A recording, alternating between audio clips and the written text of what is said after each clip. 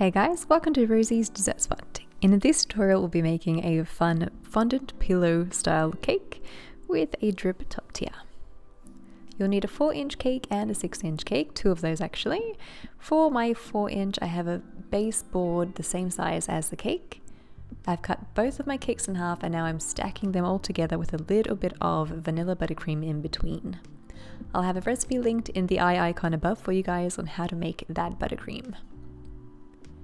Once all your cakes have been stacked, create a crumb coat. So this is just a thin layer of frosting all around the cake to trap in those crumbs.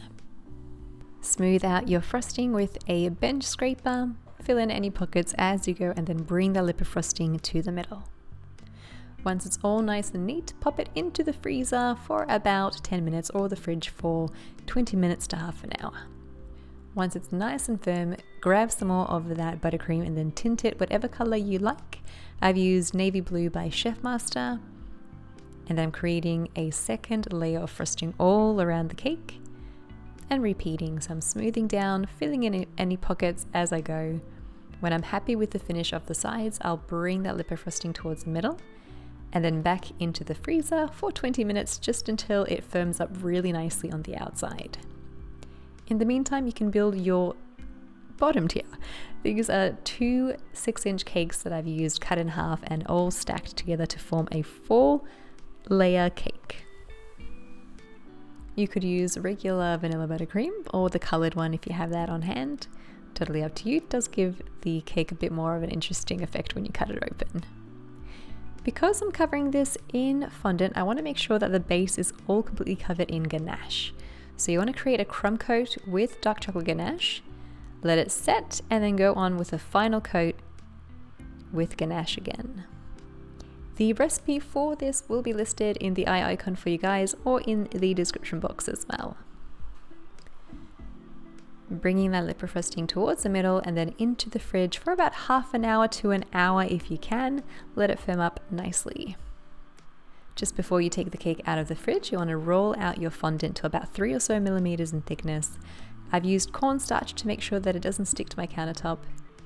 Drape it over the cake, press out any air at the top, seal in that top edge, and then undo the pleats, gently massaging the fondant onto your cake. If your fondant doesn't want to stick to your cake, you can add a little bit of vegetable shortening or just spray it lightly with water so that the fondant has something to stick to.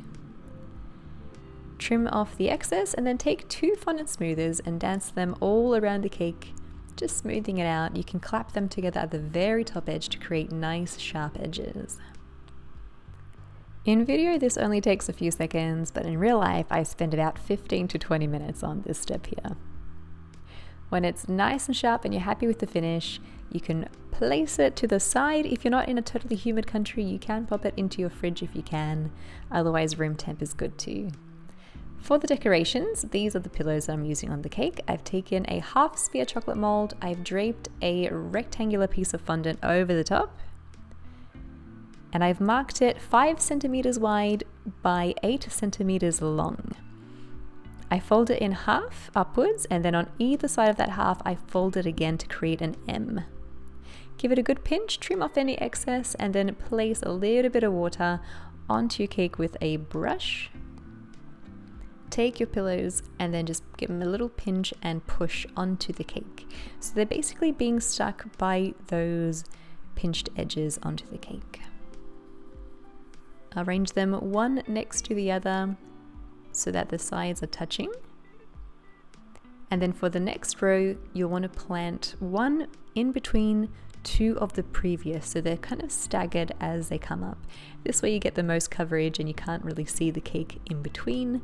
If you can though, no stress, these pillows are the same color as your fondant, so they're going to be camouflage if there are any spaces. You might notice there's a lot of cornstarch on them. Don't worry too much about that, or if you have icing sugar on there, we are going to get rid of that later with a steamer. Once you've reached the top, you'll want to add in some bubble tea straws or dowels. I've pressed them down into the cake and then cut them where they meet the very top. You could use 4 or 5 of these in a kind of square formation with one right in the middle. This is a tiny handheld steamer that I have here, and I'm turning the cake as I kind of mist it, and that takes away any cornstarch or icing sugar. We can now stick our super firm cake onto our 6-inch with a little bit of ganache to stick them together. While the cake is still nice and firm, I'm going to grab some gold leaf, press it onto the cake, and then gently peel away the paper to apply the edible gold leaf.